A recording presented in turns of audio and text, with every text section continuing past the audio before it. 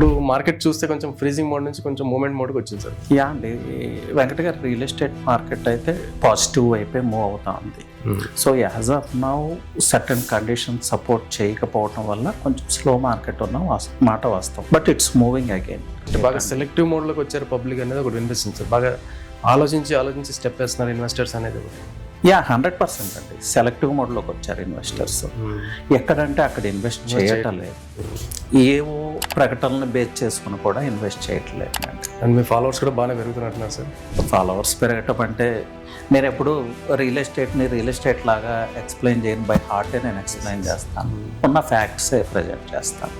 Sir ఇప్పుడు ఈ మారుతున్న ట్రెండ్లో మనకి శంకర్పల్లి పార్ట్ ఏంటి సార్? యా అండి, Shankarpally next growth zone. Shankarpally ఇంకా చెప్పాలంటే నెక్స్ట్ గోల్డ్ మైన్ అని చెప్పాలి. సార్ అంటే ఇప్పుడు మనకి శంకర్పల్లిలో ఎక్కువగా ఏ సెగ్మెంట్ బాగా డెవలప్ అవుతుంది? లైక్ ఓపెన్ ప్లాట్స్, లేకపోతే హైరేజ్ అపార్ట్మెంట్స్, లేకపోతే విల్లా ప్రాజెక్ట్స్? యా అండి, 3 సెగ్మెంట్స్ యాక్టివ్గా ఉన్నాయి. యాజ్ ఆఫ్ నౌ అయితే ప్లాటింగ్ ప్రాజెక్ట్స్ నడుస్తున్నాయి. But after 2-3 years maybe plotting projects కష్టం అవుతుంది శంకర్పల్లిలో ఇప్పుడున్న ల్యాండ్ ప్రైజెస్కి. సార్ అయితే ఇప్పుడు శంకర్పల్లిలో మనకి అంటే ప్రీమియం ప్రాజెక్ట్స్ ఏమి ఉన్నాయి సార్? సో ఆ ఏరియాస్లో కొన్ని ప్రాజెక్ట్స్ ఉన్నాయి. పర్టికులర్గా మా ప్రాజెక్ట్ గురించి మాట్లాడితే శాంచరీ మీకు తెలిసిందే. So one of the best layout అండి. అంటే ఇన్ ఫ్యూచర్ ఏదైనా కొత్త ప్రాజెక్ట్స్ వస్తున్నాయి సార్ శాంచరీ వాళ్ళు, లేదా సౌత్ ప్రైడ్ వాళ్ళు? యా అంటే నెక్స్ట్ ప్రజెంట్ రన్నింగ్ ఒకటే ఉన్నట్టు.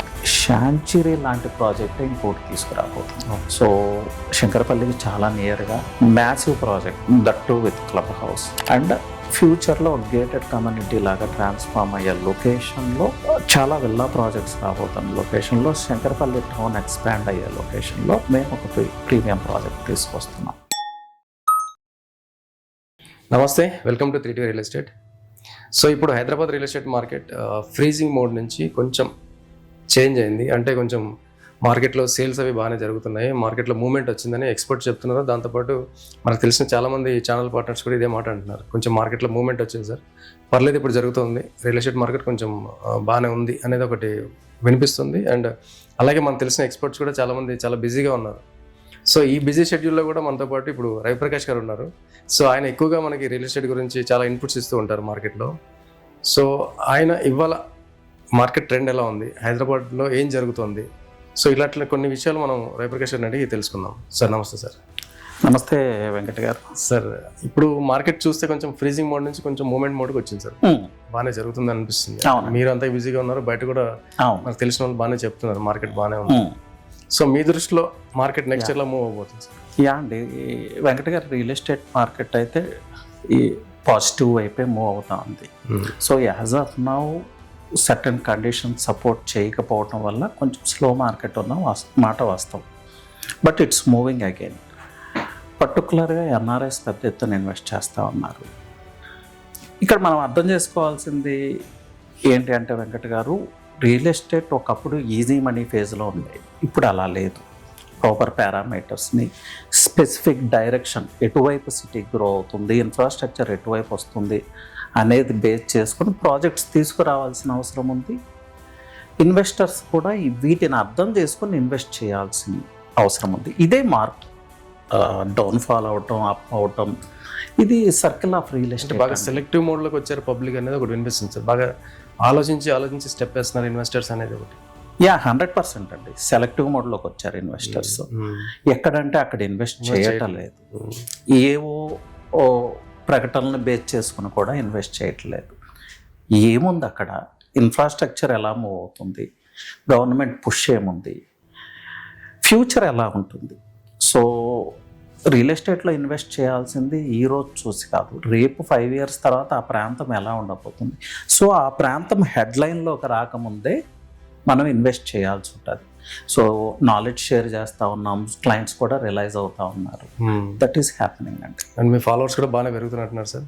యా అండి, ఫాలోవర్స్ పెరగటం అంటే నేను ఎప్పుడు రియల్ ఎస్టేట్ లాగా ఎక్స్ప్లెయిన్ చేయను, బై హార్టే నేను ఎక్స్ప్లెయిన్ చేస్తాను, ఉన్న ఫ్యాక్ట్సే ప్రజెంట్ చేస్తాను.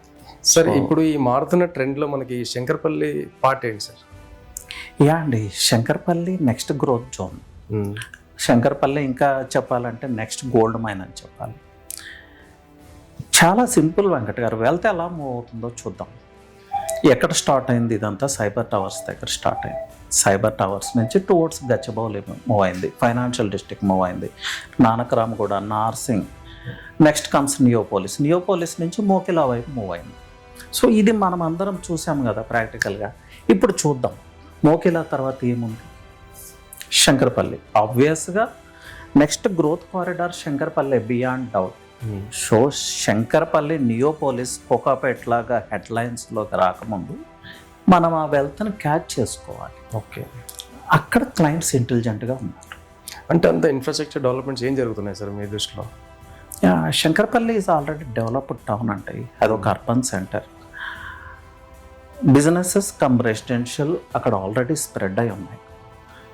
ఇప్పుడు కూడా వెంకట గారి రియల్ ఎస్టేట్లో ఎలా అంటే బిగ్ ప్లేయర్స్ ఎక్కడ ఎంటర్ అవుతారో అక్కడ గ్రోత్ వస్తుంది.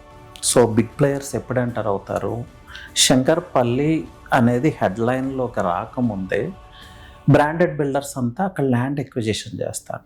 సో మనం ఏం చేయాలి, అలాంగ్ విత్ బిగ్ బిల్డర్స్ మనం ఇన్వెస్ట్ చేయాలి. వన్స్ అది హెడ్లైన్స్లోకి వచ్చాక ఇంకొక నియోపోలిస్ అవుతుంది, ఇంకొక మోకెలా అవుతుంది, అప్పుడు హెచ్ఎన్ఐస్ మాత్రమే ఎఫర్ట్ చేయగలరు. సో శంకరపల్లి ఇన్ఫ్రాస్ట్రక్చర్ గురించి మాట్లాడుకుంటే multiple connectivity, multiple villa projects and its location near to financial district, Gachibowli, IT shadow ఏరియాస్కి చాలా నియర్గా ఉంది. So it's a gold mine. Okay sir. Sir అంటే శంకరపల్లి ఇప్పుడు మీరు అంటున్నారు బిగ్ బిల్డర్స్ ఎంటర్ అవుతున్నారు అని చెప్పేసి ఒక తెలిసిన కొన్ని 4-5 పేర్లు చెప్పండి సార్. యా అంటే నేమ్స్ డిస్క్లోజ్ చేయొచ్చు అంటే ఐఎమ్ రెడీ అండి.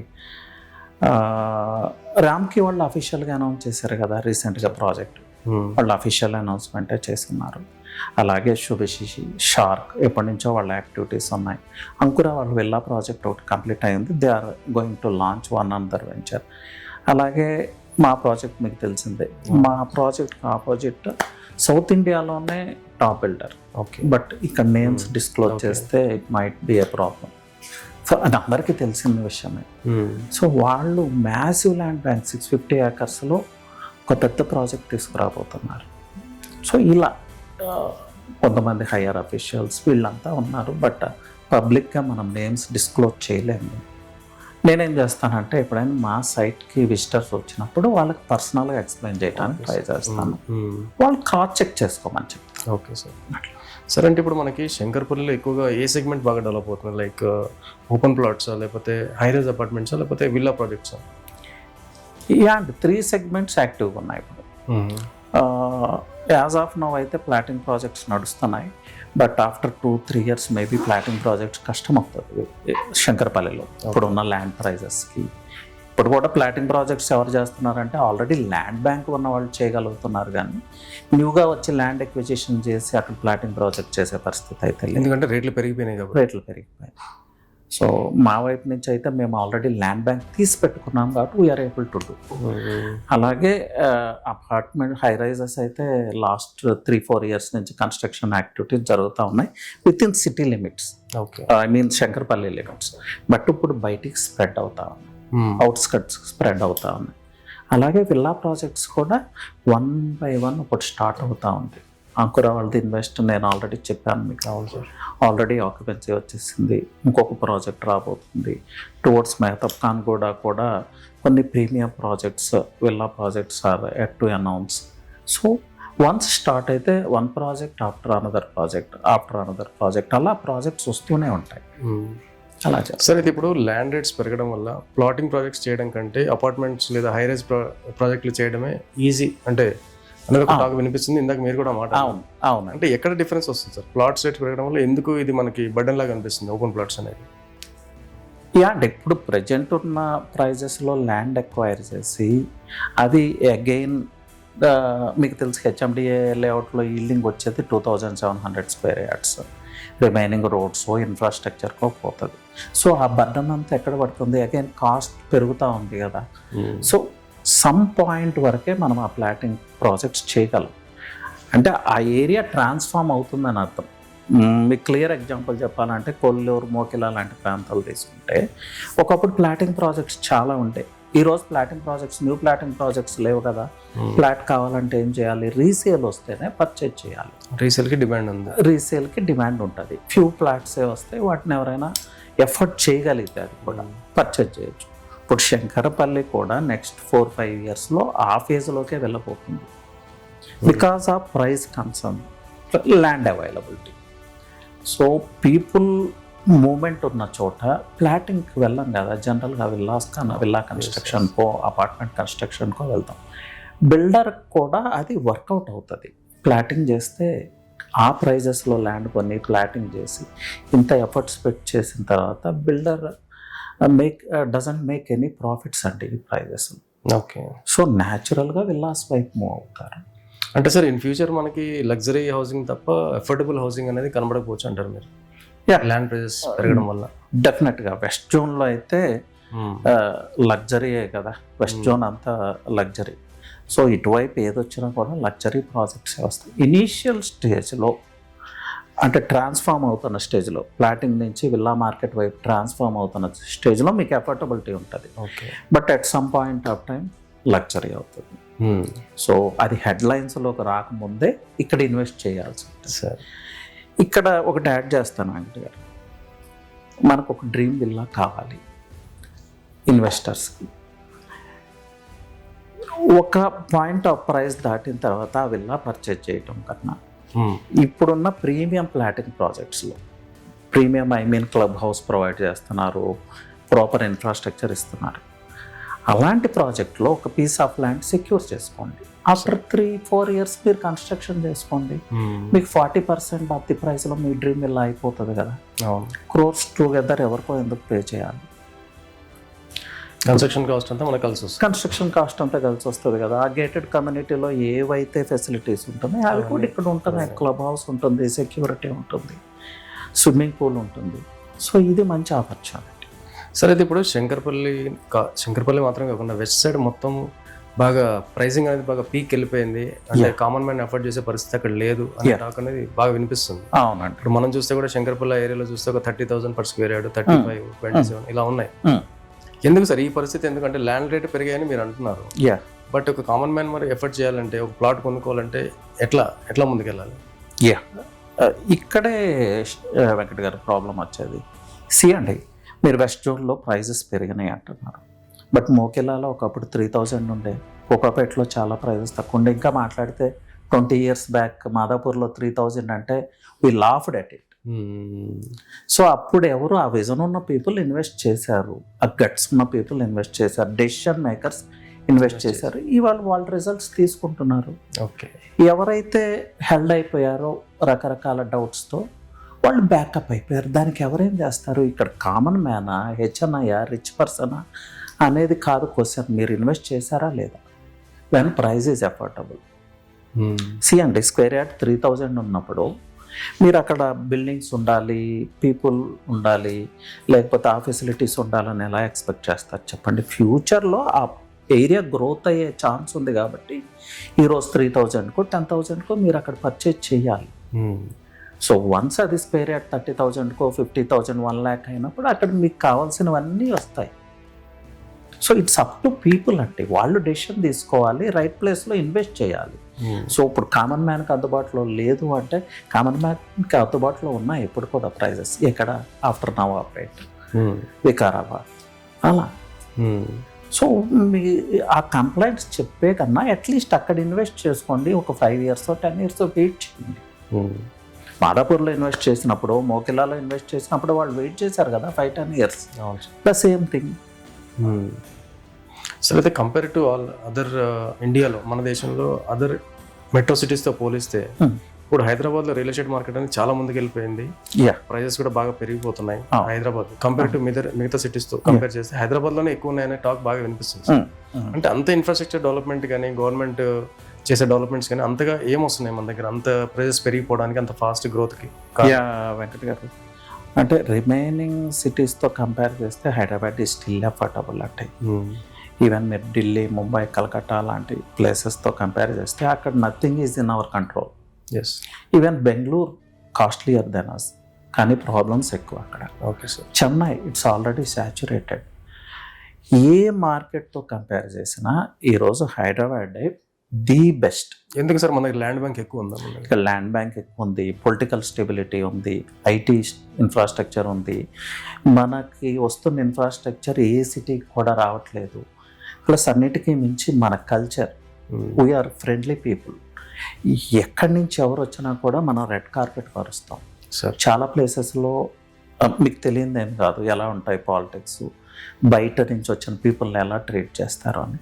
ఇక్కడ తీసుకుంటే హైదరాబాద్లో లోకల్స్ కన్నా non locals are highly secured.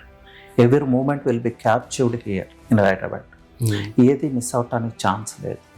So safety and security, మన వెదర్, మన నేచర్, వాట్ ఎల్స్ అండి. ఏ సిటీకి లేని ఫెసిలిటీస్, ఏ సిటీకి లేని ప్రొవిజన్స్ హైదరాబాద్కు ఉన్నాయి.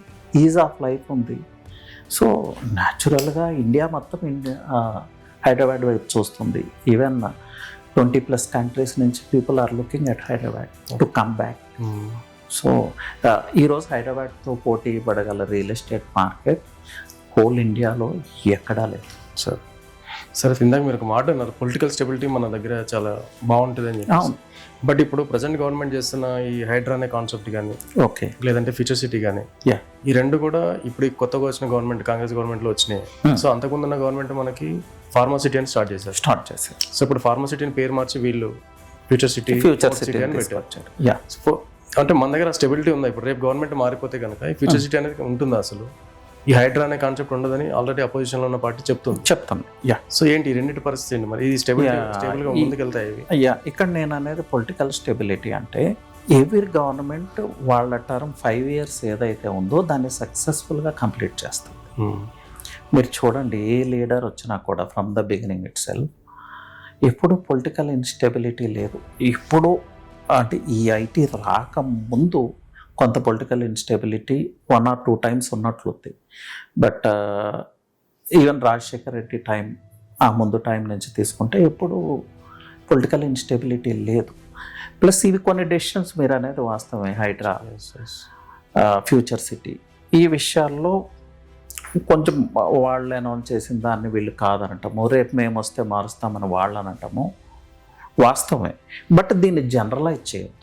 1 or 2 డెసిషన్స్ ఇది ఎక్కడైనా ఉంటుంది, ప్రతి సిటీలో ఉంటుంది.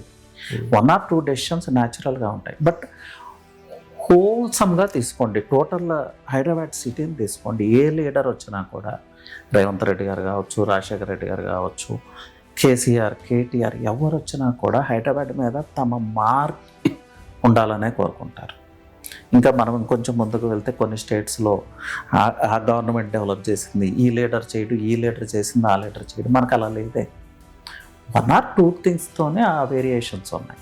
సో అది మనం అబ్జర్వ్ చేయాలి. అంటే నెగిటివ్స్ని ఎక్కువ తీసుకోవటం కన్నా 1 or 2 నెగిటివ్స్ని 90% ఆఫ్ ద పాజిటివ్ని మనం తీసుకుందాం యాజ్ ఏ వెల్త్ క్రియేటర్. సరే, అయితే ఇప్పుడు హైదరాబాద్ గ్రోత్ స్టోరీ అంటే ఫ్యూచర్ రాబోయే కాలంలో మనకి ఈ ఇటువైపు వెస్ట్ సైడ్ మనకి కొల్లూరు కానీ, కోకపేట, నెక్స్ట్ ఈ శంకరపల్లి, ఈ ఏరియాలో ఎలా మనని హైదరాబాద్ గ్రోత్ని ఎట్లా ముందు తీసుకెళ్తున్నాయి? ఎస్ అండి, వెస్ట్ జోన్ ఏంటంటే ఇట్స్ ఎ గ్లోబల్ డిస్ట్రిక్ట్ అండి. హైదరాబాద్ గ్లోబల్ విజిబిలిటీ తీసుకొచ్చింది అంటే అది వెస్ట్ జోన్. మీరు చూడండి, IT, GCCs, global capable centres, pharma, everything is here. So out of India అంటే బయట నుంచి గ్లోబ్ వైడ్గా ఇన్వెస్టర్స్ రావాలంటే వాళ్ళ ఫస్ట్ చాయిస్ ఎప్పుడు కూడా వెస్ట్ జోన్. ఇక్కడ ప్రతి ఒక్కరూ ప్రాపర్గా ఒకటి అర్థం చేసుకోవాలంటే సిటీస్ ఆల్వేస్ మూవ్స్ అవుట్వర్డ్. అలాగే బిజినెసెస్ ఎలా ఎక్స్పాండ్ అవుతాయి అంటే కారిడార్ బై కారిడార్ ఎక్స్పాండ్ అవుతాయి. సో మాదాపూర్ నుంచి గచ్చిబౌలికే ఎక్స్పాన్షన్ ఉంటుంది, గచ్చిబౌలి నుంచి నానక్రామగూడకే ఎక్స్పాన్షన్ ఉంటుంది, నానక్రామగూడ నుంచి నియోపోలిస్, ఫైనాన్షియల్ డిస్ట్రిక్ట్, కొల్లూరు, ఇలా ఎక్స్పాండ్ అవుతుంది. కానీ ఎట్ ఎ టైం గచ్చిబౌలి నుంచి ఇంకో జోన్ అంటే ఆపోజిట్లో ఉన్న జోన్ వైపు జంప్ కాదు ఎప్పుడు ఇన్ఫ్రాస్ట్రక్చర్. ఎందుకు అంటే ఎలైడ్ ఇండస్ట్రీస్ అంతా ఇక్కడ ఉంటుంది, ఎంప్లాయ్మెంట్ అంతా ఇక్కడ ఉంటుంది, ఎడ్యుకేషనల్ ఇన్స్టిట్యూట్స్ అంతా ఇక్కడే కాన్సన్ట్రేట్ అయింది. సో ఈ గ్రోత్ ఇలా స్ప్రెడ్ అవుతూ వెళ్ళాల్సిందే. మీకు గుర్తుండుంటే కేటీఆర్ లుక్ ఈస్ట్ అని చాలా ప్రయత్నాలు చేశాడు. ఏమన్నా జరిగిందా? ఏమీ జరగలేదు. సో బిజినెసెస్ వోంట్ మూవ్ అండి, కారిడార్ బై కారిడారే మూవ్ అవుతారు. ఇప్పుడు మన ఆఫీస్ ఉంది, ఎక్కడో జోన్లో పెట్టుకోవచ్చు కదా, ఇక్కడికి మాదాపూర్ ఎందుకు వచ్చాం మనం? So everybody wants to come here. So ఈ గ్రోత్ని అర్థం చేసుకోండి. మాదాపూర్ నుంచి ఎక్కడికి మూవ్ అవుతుంది, గచ్చిబౌలి నుంచి నియోపోలిస్కి మూవ్ అయితే, నియోపోలిస్ నుంచి మోకిలాకి మూవ్ అయితే, మోకిలా తర్వాత ఏముంది, శంకరపల్లి తర్వాత ఏముంది, అలాగే ముంబై హైవే. ఈ ప్యాటర్న్ అందరూ అర్థం చేసుకోవాలి. రైట్, లైక్ దట్ అండి. సార్ అయితే ఇప్పుడు శంకర్పల్లిలో మనకి అంటే ప్రీమియం ప్రాజెక్ట్స్ ఏమున్నాయి సార్ మీరు సజెస్ట్ చేసేవి? శంకర్పల్లిలో ప్రీమియం ప్రాజెక్ట్స్ అంటే వెరీ ఫ్యూ ప్రాజెక్ట్స్ అండి. శంకర్పల్లిలో పర్టికులర్గా శంకర్పల్లి అండ్ ముంబై హైవే స్ట్రెచ్లో చాలా ఫ్యూ ప్రాజెక్ట్స్ ఉన్నాయి. ఆ ఫ్యూ ప్రాజెక్ట్స్లో కూడా కంప్లీటెడ్ ప్రాజెక్ట్సే ఎక్కువ ఉన్నాయి. న్యూ ప్రాజెక్ట్స్ ఆల్రెడీ రావట్లేదు ఇంకా ప్లేసులు. సో శంకర్పల్లికి చాలా నియర్గా అంటే 7 kilometers అరౌండ్ డిస్టెన్స్లో గ్రోత్ అంతా అక్కడ కాన్సన్ట్రేట్ అయ్యి ఉంది. వై? బికాస్ ఆల్రెడీ చెప్పాను, big brands already land banks అక్కడ క్రియేట్ చేసుకుని ఉంది. సో ఆ ఏరియాస్లో కొన్ని ప్రాజెక్ట్స్ ఉన్నాయి. పర్టికులర్గా మా ప్రాజెక్ట్ గురించి మాట్లాడితే శాంచురీ మీకు తెలిసిందే. So one of the best layout అండి. వెస్ట్ జోన్ రియల్ ఎస్టేట్లో వేవ్స్ క్రియేట్ చేస్తున్నాం మేము ఇప్పుడు. అంటే ఇక్కడ నేను ఎగ్జాగరేట్ చేయట్లేదు, but this is the fact. ఏ లేఅవుట్ సెల్ అవనంత ఫాస్ట్గా సెల్ అయిన లేఅవుట్. సో ఇక్కడ అంత ఫాస్ట్ సెల్లింగ్ ఉందంటే ఏంటి రీజన్స్?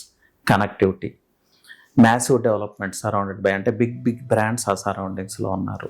పర్టికులర్గా మేము చేస్తున్న డెవలప్మెంట్స్ ఏ లేఅవుట్లో లేని క్లబ్ హౌస్ మేము ప్రొవైడ్ చేస్తూ ఉన్నాము. సో ఆ సరౌండింగ్స్లో చాలా విల్లా ప్రాజెక్ట్స్ రాబోతున్నాయి. కనెక్టింగ్ రోడ్ 4 highwaysని కనెక్ట్ చేస్తుంది. 3 ORR ఎగ్జిట్స్ నుంచి రిచ్ ఉంది. ఓకే. సో ఇలాంటి లేఅవుట్స్ ఉన్నాయి. ఇలాంటి లేఅవుట్స్ దట్ టు ఎఫర్టబుల్, అంటే affordable I mean entry level wealth. అంటే ఒకప్పుడు ఎంట్రీ లెవెల్ వెల్త్ 3,000, 4,000, ఇప్పుడు అదే 3,000, 4,000 మనం తీసుకురాలేము. సో అరౌండ్ 25,000, 30,000 ఆ బడ్జెట్లోకి వెళ్ళాల్సిందే. సో అలాంటి ప్రాజెక్ట్స్ ఉన్నాయి. ఇంకా few other projects are also there. అంటే ఇన్ ఫ్యూచర్ ఏదైనా కొత్త ప్రాజెక్ట్స్ వస్తున్నాయి సార్ శాంచురీ వాళ్ళు లేదా సౌత్ ప్రైడ్ వాళ్ళు? అండి, నెక్స్ట్ ప్రజెంట్ రన్నింగ్ ఒకటే ఉన్నట్టు. ప్రజెంట్ శాంచురీ ఉంది, అలాగే శంకర్పల్లి నియర్ ఇంకొక లేఅవుట్ 19 acres లేఅవుట్ ఉంది. కొంత అంటే ప్రైస్ అఫోర్డబిలిటీ చూసే వాళ్ళకి అది అనుకూలంగా ఉంటుంది. అలాగే శాంచురీ లాంటి ప్రాజెక్టే ఇంకోటి తీసుకురాబోతుంది. ఓకే. సో శంకరపల్లికి చాలా నియర్గా massive project, that with club house, and ఫ్యూచర్లో గేటెడ్ కమ్యూనిటీ లాగా ట్రాన్స్ఫార్మ్ అయ్యే లొకేషన్లో చాలా విల్లా ప్రాజెక్ట్స్ రాబోతున్న లొకేషన్లో, శంకరపల్లి టౌన్ ఎక్స్పాండ్ అయ్యే లొకేషన్లో మేము ఒక ప్రీమియం ప్రాజెక్ట్ తీసుకొస్తున్నాం. సో జస్ట్ లైక్ శాంచురీతో కంపేర్ చేయవచ్చు ఆ ప్రాజెక్ట్. శాంచురీ లాంటి ప్రాజెక్ట్ మళ్ళీ రావాలంటే ఈ ప్రాజెక్టే, అది సౌత్ ప్రైడ్ నుంచే వస్తుంది. ఇది ఎందుకు సాధ్యమవుతుందంటే ఆల్రెడీ ఎగ్జిస్టింగ్ ల్యాండ్ బ్యాంక్ ఉంది కాబట్టి. Few other players are also there, but they are coming up with villa projects. ప్లాటింగ్లో మేమే ఉన్నాం. అంటే ప్లాటింగ్లో ఓన్లీ ఓపెన్ ప్లాట్స్ అయినా సరే ఏదైనా విల్లా? అండ్ మా ప్రాజెక్ట్స్ అన్నీ కూడా open plots plus villas, combined projects ఇవన్నీ. బట్ మేము మా ప్రాజెక్ట్ని ఎలా తీసుకెళ్తామంటే ఫస్ట్ 30% ఒకలాగా, సెకండ్ 30%, అంటే 3 phases తీసుకెళ్తాం.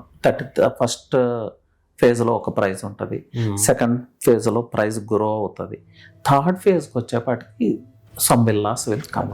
సో ప్రాజెక్ట్కి వాల్యూ యాడ్ చేస్తాం. Okay. So every investor should benefit అనమాట. మా శాంచురీలో 475 ఫ్లాట్స్ ఉన్నాయంటే 475 ఇన్వెస్టర్స్ కూడా బెనిఫిట్ కావాలి. That's the plan. Okay sir. Okay sir, మంచి ఇన్పుట్స్ ఇచ్చారు. సో మా వ్యూవర్స్ ఎవరైనా మిమ్మల్ని కాంటాక్ట్ చేసి ఇన్వెస్ట్మెంట్ పర్పస్ మీ అడ్వైస్ కావాలనుకుంటే ఒకసారి మీ డీటెయిల్స్ కెమెరాకి ఎక్స్ప్లెయిన్. అండి, నమస్తే.